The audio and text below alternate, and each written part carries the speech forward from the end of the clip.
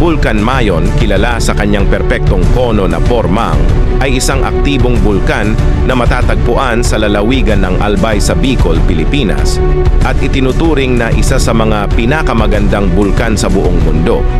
Ang kanyang taas na 2,462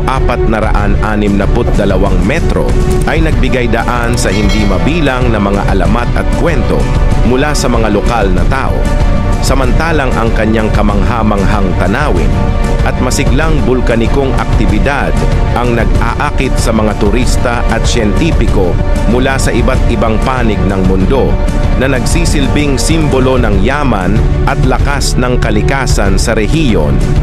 Ngunit ang kanyang kagandahan ay may kasamang panganib dahil sa kasaysayan ng mga pagsabog nito.